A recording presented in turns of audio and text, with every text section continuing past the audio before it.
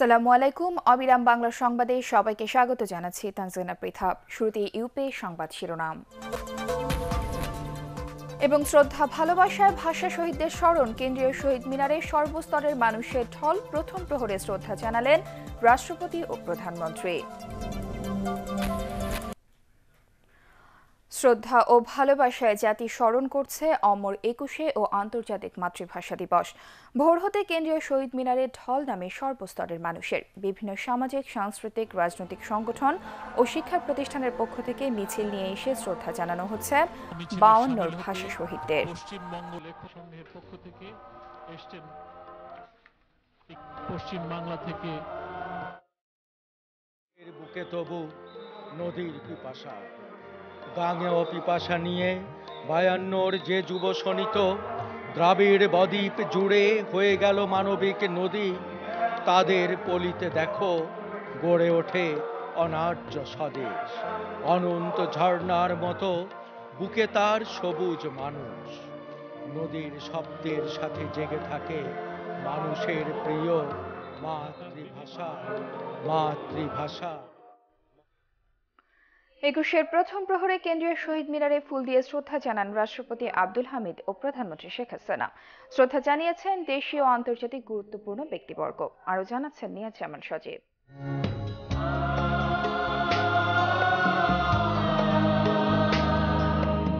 অনন্য মহিমায় ভাস্বর চিরস্মরণীয় দিন ২১শে ফেব্রুয়ারি।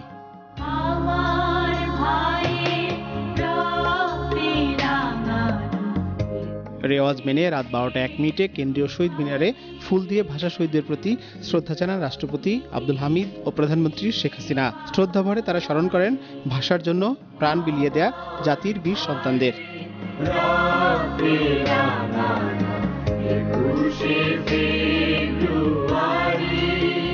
পরে মন্ত্রিপরিষদ সদস্য ও দলের নেতাদের নিয়ে আওয়ামী লীগের পক্ষ থেকে শহীদ বেদিতে শ্রদ্ধা জানান প্রধানমন্ত্রী ও আওয়ামী লীগ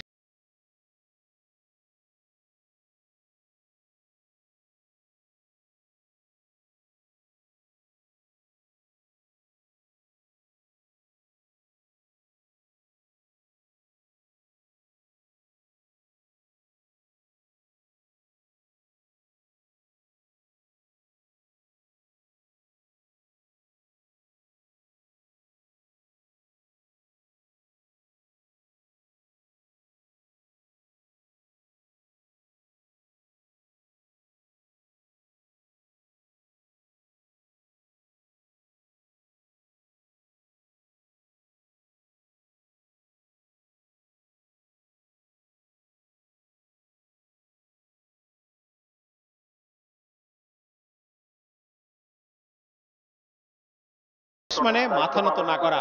শত মায়ের অশ্রু গড়ায় যে ২১শে ফেব্রুয়ারি বাংলা ভাষা শহীদদের প্রতি শ্রদ্ধা নিবেদন তখনই সার্থক হবে যখন দেশের সর্বত্র শুদ্ধভাবে বাংলা ভাষার প্রচলন করা সম্ভব হবে।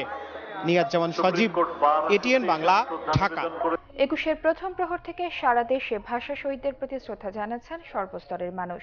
বন্দরনগরী চট্টগ্রাম কেন্দ্রীয় শহীদ মিনারে ১২টা ১ মিনিটে বেজে ওঠে বিয়গলের করুণ সুর।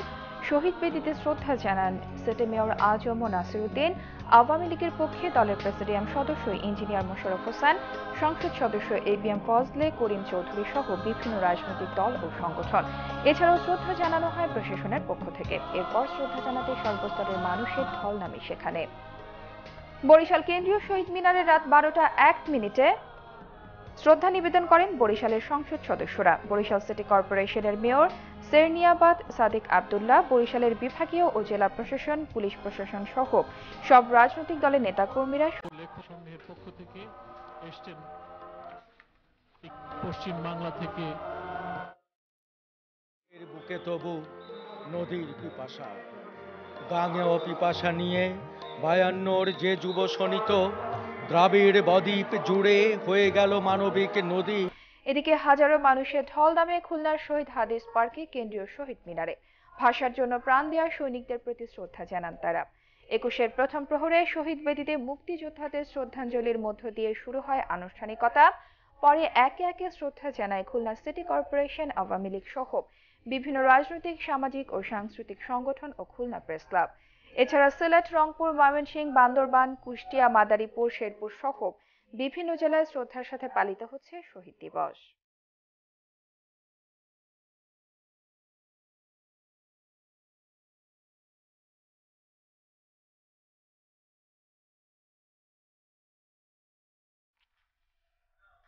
জানাবো আন্তর্জাতিক সংবাদ।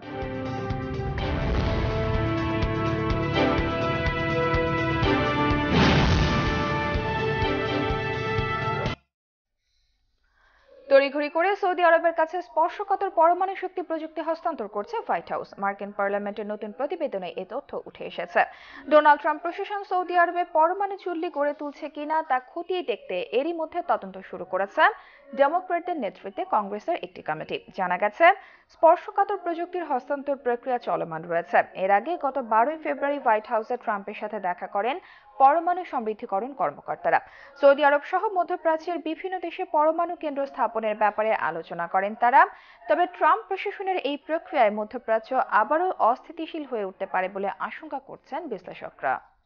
পার্টিক্স খেলার খবর।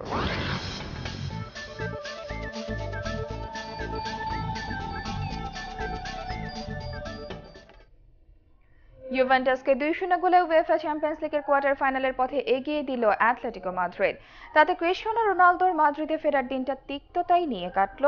9 মিনিটে দলকে এগিয়ে দেওয়ার চেষ্টা করেও ব্যর্থ হন রোনালদো। উল্টো ম্যাচের শেষ 12 মিনিটে দুই ডিফেন্ডার হোসে গিমেনেজ আর ডিয়াগো গডিন আনন্দে ভাসান অ্যাটলেটিকো মাদ্রিদকে। 2 গোলের জয় নিয়ে মাঠ ছাড়েন রোজি ব্লাঙ্কুরা। আরেক ম্যাচে শালিকেকে 3-2 গোলে হারিয়ে শেষ 8-এর পথে রয়েছে ম্যানচেস্টার সিটি। শেষ করার আগে ইউপি সংবাদ শিরোনাম আরো একবার। এবং শ্রদ্ধা ভালোবাসায় ভাষা শহীদদের স্মরণ, কেন্দ্রীয় শহীদ মিনারে সর্বস্তরের মানুষের ঢল। প্রথম প্রহরে শ্রদ্ধা জানালেন রাষ্ট্রপতি ও প্রধানমন্ত্রী। দর্শক, এই ছিল অবিরাম বাংলা সংবাদের। পরবর্তী সংবাদ দেখার আমন্ত্রণ জানিয়ে শেষ করছি। এছাড়া এটিএন বাংলা সংবাদ ইউটিউবে দেখতে ব্রাউজ করুন www.youtube.com/ATNTubenews। সাবস্ক্রাইব করে এটিএন বাংলার সাথেই থাকুন।